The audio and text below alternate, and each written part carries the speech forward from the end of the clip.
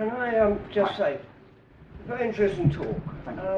Where the playing field is not equal, and where the debate then therefore would not be fair and equal, do you think there's a case for protecting the more vulnerable, as for example in the case of bullied children?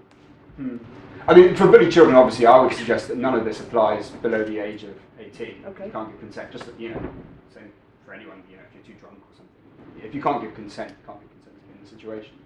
I think in a way, the main question I would ask for stuff like that is who makes the call. So if we say, for a normal debate, say that there's one opinion that's less, held less often. Say you're very pro immigration, which is an opinion that's held less often, and another is, by a figure who's much more prominent. Who makes the call of how much assistance they get to make their point? And I worry about where those series of questions would end up, and it would seem you start going into that left-wing world of like false consciousness. That thing that the left's always relied on. It's just not thinking right. So we need to step in and control the debate in this way. And I would suggest that might be a danger. Have I properly understood your question? Yes, I think you have. It's just that you draw some lines who are vulnerable at an age level. That's not necessarily going to cover all the vulnerable. Yeah, no, not at all. You're right. I mean, we do have this. It's quite a weird thing, isn't it? When you I think when you do think about the average human being and you construct your political society or political conceptions around that, you do have to think about someone who's basically quite robust. You have to be able to withstand argument, for instance. And of course, the call of the censor throughout history has always been, won't someone think of the children? And that's how we get stuff back. Right? No, of course. But that idea of like, if it offends an 8-year-old, then we must get rid of it for adults. It's a very dangerous place to go to. And one that, that's the Merry White House school of whatever. But I do think there is a limit to that, and I sort of, I wouldn't like to put my finger on it exactly, but I do think that by the time we got to that debate on trolling, no human being can be expected to put up with a stream of rape and murder threats every day. That's much more robustness than we could possibly assume from the average human. Don't you think, it's all very well sort of arguing with some of these, bad ideas or bad expressions, but if you want to criticise them rather than banning them, you've got to have equal access to the media and to television and so on, and that often is not available to you because of the people that control the media and control what's said on BBC or. See, I never know really how much control there is going on in this sort of thing. I mean, what there is, especially at the BBC, is there's a fundamentally false idea that the truth is somewhere between two points of view. And that gets you to a very weird place, because, well, for instance, with climate change, you've got to have the anti-climate change guy there. Well, there's no particular reason he should be there. I mean, the scientific basis doesn't weigh in his side. But also that idea, that kind of consensus around balance, truth is always somewhere in between. I think does get us, the BBC, to make some strange decisions in that area. I don't know how much control there really sort of is. I mean, I accept that, if you're a Socialist Party sort of campaigner, it looks as if you guys aren't getting any time, whereas a sort of UKIP guy seems like he's getting a lot of time. But in my experience, the BBC does its best at having a shift. Trying to have like a good, solid sort of breadth of an opinion on an issue. I would also suggest, that actually the mainstream opinion, insofar as we think about it, is quite a sludge of areas. I mean, for instance, I think, the left sort of seems to think that, the public would support much more nationalisation of the trains, for instance. That's absolutely true. The public is also very, very far to the right on immigration and welfare. And I think when you deal with sort of mainstream stuff, and it's got anything that, that's got sort of off-gem looking after it. Off-com. Not quite in there just yet. Then you always sort of find this space of trying to find this middle ground between the two places. So I'm never too sure whether there is that much control, really, in TV. Yeah, but in most of the press, it's owned by, what's it? Murdoch and... and they've got so much power and so much wealth, they can, put forward their own ideas or prevent other people from criticising them or putting forward their own ideas. I mean, it's not a level playing field. I actually agree. I mean, I'm probably more on your side than I am on the other with that. And I think actually I would have restrictions on having a sole proprietor of a newspaper. And I do think that lends, to the rich and the wealthy, and then typically the more right-wing, etc., etc. I actually think one of the things that Twitter on the online thing does is it addresses to a certain extent, if you're in that culture, if you're one of these people who's happy to waste their entire life sat in front of a TV screen arguing with strangers, and I definitely am one of those guys, then you actually, there's quite a level playing field because there's no cost of entry. For the same reason that there isn't one in print, which is that, Twitter is free. So you need the money for a laptop and an internet connection. And at that point, most of the stuff we're talking about, from Skype as well, Facebook, this is mostly free stuff.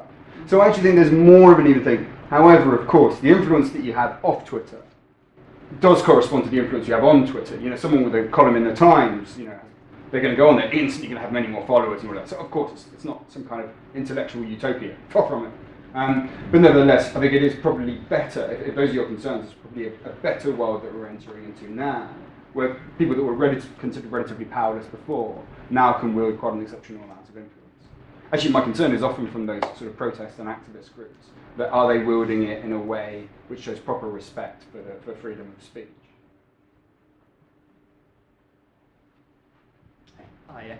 I'm interested in what you say about the internet not opening up our opinions so much because we surround ourselves by people we agree with and follow them on Twitter, Facebook, news we choose, which I think is partly human nature, and I do it myself. I think many people do. I wonder, are there ways you think we can get around that, both as kind of consumers of the news? Are there ways, without just thinking, oh, I'll buy the paper I most disagree with and hate and force myself to read it each day, are there ways we can get a balanced view of things? And also people like yourself, as kind of people will be following you on Twitter as a commentator to kind of get the news reported through your eyes. So the ways like that can do it quite well. It's interesting you mentioned people like Owen Jones and Harry Cole, who I think, I don't necessarily agree with them 100% of the time, but I would follow them because they're entertaining and interesting, and that counterweighs some of the opinions I disagree with. Other people would be people like Dan Hodges from the Telegraph, who essentially is one of the more benevolent trolls, is often just trying to argue with people, but is quite entertaining in doing it. People from the Daily Mail, like Tim Shipman, would be other examples, I'd say. Yeah, well, I think that's quite an interesting thing. I mean, you're often, I'm not going to use this chair, so I think I better put it away. You're often sort of encouraged as a journalist to self-brand, which is a very ugly phrase, but it is a necessary one in this desperate scramble for the pennies that journalism offers. So you do that as a way of, because you're going to read Dan Hodge for a very specific reason. Dan Hodge has got an area which is, New Labour criticism of Ed Miliband, and he does that, he's the go-to guy for that. So he's bought himself a bit of area where he brands him. Harry Cole has that kind of quite anarchic, Tory troublemaker thing going on. And Owen Jones is, of course, about as far as you get to the left, that sort of decent, working class goes about the world. So there's a bit of self-branding there, and we are always going to want to see the world through certain people's eyes, as much as brands. And you're right, I could, for what I said about the Mail and the Guardian, I could just as easily have said it about certain people, about Harry Cole and Owen Jones. So that's true, and of course some of it is human nature. I do think that those of us who care about these things, it's important to subject yourself to alternative viewpoints. But just the brain, especially the political brain, it's not that different to the body, when you go to the gym. Like, you have to keep it in training, or else it gets very flabby and fat and no good. And I think you have to do that with ideas, not just in terms of mental exercise of reading. But you also have to do that in terms of just getting an idea that you hate and allowing it to just fit in your brain and moving past the instant concept of anger towards critique to the point where you can try and defeat it. You remember that in university, I remember reading Robert Nozick, this quite mad sort of Harvard anarchist right-winger, and him just doing a total number on me that I couldn't find my way out of defeating his argument. And I remember thinking, first of all, you think of it as an intellectual puzzle, and then you realise how much you've bettered yourself, not just in terms of refining your capacity for argument and to take on something, but also because you've made your brain a more beautiful, complicated thing. And so really it's up to us to do it. We know, I agree totally, basic human nature puts it the other way. We now have more capacity to hide away than ever before. So to us as, civilized, interesting people, to try and address and take on arguments that we otherwise might find irritating. Hi. Thanks. Well, I was going to say sort of what you've delivered is kind of like a literacy course in free speech. It's very nice of you to say so. I'm not sure it can quite live up to that description. But well, I was very impressed. I mean, it seems to me that this would be quite a good, this is the debate to be had, I think, in a way to start addressing a lot of these problems. And I wondered whether you saw that as part of your role for your daily sort of comment and analysis. Are these the things that you hone in on and pick up consciously. Not quite. And so there's a double thing with that. Which number one is that the site is impartial. So yeah, the idea of the site is based on, I don't know if everyone knows Christopher Hitchens. Christopher Hitchens is one of those guys that you either don't really care or you're just fawning pathetically in love with him and build sculptures in your bedroom and all of this kind of stuff. And I'm definitely in the latter camp. Like, one of the things that Christopher Hitchens said was thinking independently is not about the conclusions that you come to. It's about the way in which you think. And part of that is, experiencing new ideas and forcing yourself to take them on. So the site was based on that.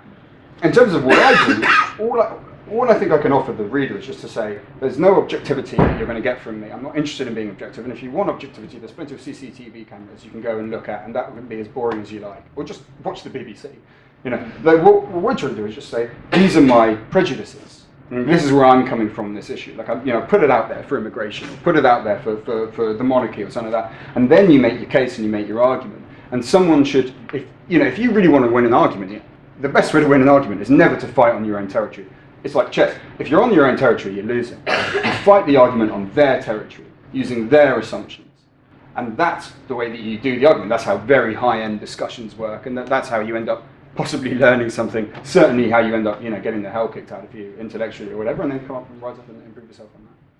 Can I ask a little follow-up on that one as well, in terms of having those sort of debates and getting the hell kicked out of you? I was on the receiving end of a bit of a Twitter storm about something that I posted, and actually, as a mechanism, it's really inefficient for having those type of discussions. It's little epigrams you can pop out, sort of nuggets of wisdom, either you've made them up or you've copied them from somewhere else, that's fine.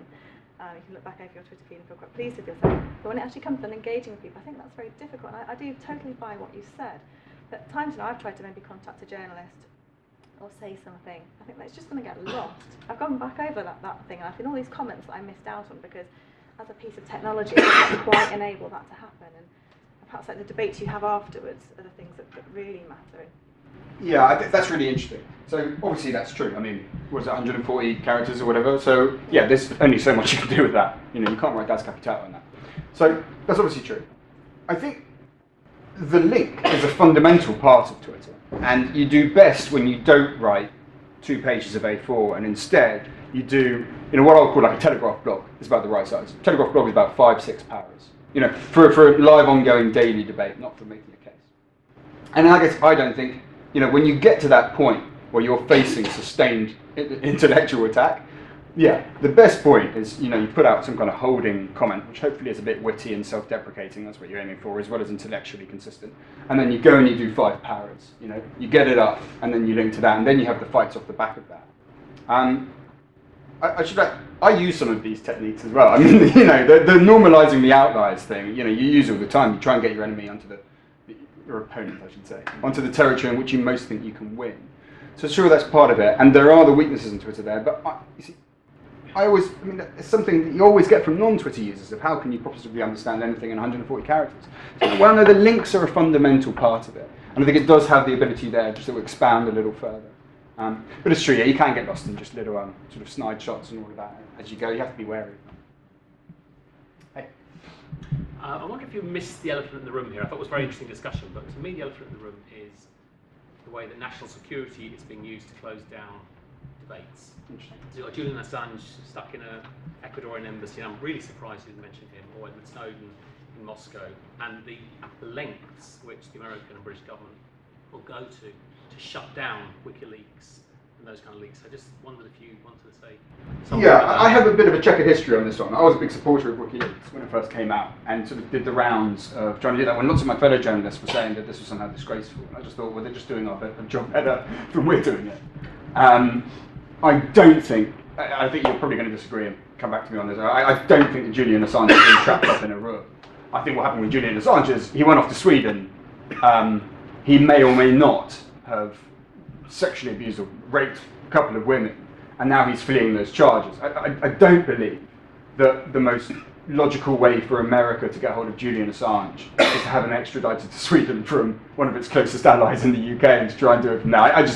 If an ordinary person hadn't been involved in that rape, do you think you would have had such a police presence outside the Ecuadorian embassy? I mean, surely there's more at stake here than a rape accusation. Well, I mean, the police are there, I suppose, because you can't be seen to evade justice, so they're scared of him slipping out in the dead of night or whatever, And I think you're right, the profile of it does give it more of a boost.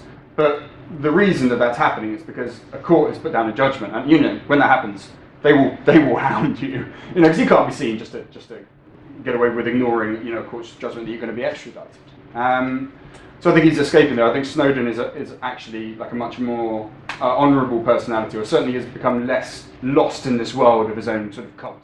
And I sort of politically, I think I'd probably be in agreement with all of the stuff. I mean, I thought it was good to bring out the stuff that WikiLeaks brought out, and I thought the latest transfer of revelations, which makes us look like fools when we have arguments over a snooper's charter only to discover, actually the government's just doing all this stuff anyway. But I'm not convinced that quite extends to shutting people down just yet. I think authorities do that on the street much more. On the street, when you look at kettling and the way that protest has been increasingly criminalised. And certainly I felt that with being with student protesters covering it, a couple of years ago, was that feeling that their first experience of street politics was one of, basically the police on their horses going, we're going to beat the hell out of you. And fundamentally take away your human rights. So I think that is a question there. I think online, I don't actually think that there is that much state interference in what we say. We get away with really quite a bit. I mean, I don't know anyone that's been called up on it, or too many people that complain. I mean, most of those come from WikiLeaks, where I think a lot of the rhetoric is around this sort of cultish attitude towards Assange more than it ever is really now about freedom of information or American imperialism. But I think I probably haven't quite convinced you of that last fact. Yeah, I mean, I just feel that they're setting an example to others who are leaking, and I think it's not just Julian Assange. There's journalists in America who've been hauled up and been warned that they're being watched and monitored, and that state monitoring of all our electronic communications. We can say what we like, but if it actually poses a threat, if it embarrasses the government seriously enough, I think the consequences are very heavy. Yes, but it's interesting, isn't it, that even when the Guardian destroyed those files, it was still a second friendly meeting. I mean, when you read the stuff from Rusbridger's, they all sat around, they had a cup of tea, and they had a bit of a chat about it, and the guys from Downing Street were just like, destroy the files. And the first one was like, no, I'm just not going to do it. And off they go. And it's only, like about a week later, they come back. And they're like, well, we really would suggest that you destroy those files, or we're going to take we're going to take legal action. So even though you're looking at a protracted legal case, part of the reason so many of us were kind of a bit baffled by why the Guardian did it was just like, we'll just have the legal battle. They're still not going to get their hands on it for another few months. So it seemed an excessive thing. But I think even there, it's still happening in this, I mean, I don't know whether I'm being naive, but sort of quite quaint English way of, I mean, it is state coercion, but it's, done over a cup of tea and using long legal stuff that goes on for half a year, and, by the end of it, they've already got it out, and there's files all over the world anyway. Then the fundamental stuff with this is, we have the technology. So now you can get all this information on a USB stick on a purely practical level that is easier to sneak out of somewhere than, taking with filing cabinets or whatever. And as soon as we have the technology, it's a shame that we lost the leading brand as WikiLeaks. It's just a place that everyone would send their stuff to. But once the technology is there, I feel pretty safe, frankly, with that avenue still being available to whistleblowers in the future. My last point then would be, what about when they're using anti-terrorism laws to prevent people doing peaceful protests? For example, Blair, it was a 70-year-old pensioner who wore a T-shirt and protested, and people like that, also around Parliament, they use anti-terrorism laws to shut down that kind of disputes. Is that not part of this culture of the government just having too much power? Yeah, I think in those cases, as I said, in the real, outside of the digital world, I think that there's quite a pernicious attitude towards free speech that comes from the government. I think a good example on the Parliament Square stuff. Another is really, looking, and it wasn't quite the government that made the call, but looking at the Occupy camp in St. Paul's, you see the same thing. And a lot of it is based on quite aesthetic arguments. I mean, Brian Hoare, it was always, how can we make it, how can it be allowed to look this way in front of the Mother of Parliaments? I work in Parliament, I was walking along, and you'd see, the new generation of Chinese tourists, sort of the new middle class in China, suddenly coming in extraordinary numbers, but apparently not enough for George Osborne, who wants to give them, other freedoms on their visas. And they would look at Brian Hoare with just this bafflement, that this guy could be there protesting right outside the front door of Parliament. And I just thought, well, actually, that's beautiful. I mean, that makes me feel proud to be British. Not that it looks like this ramshackle mess in front of the place.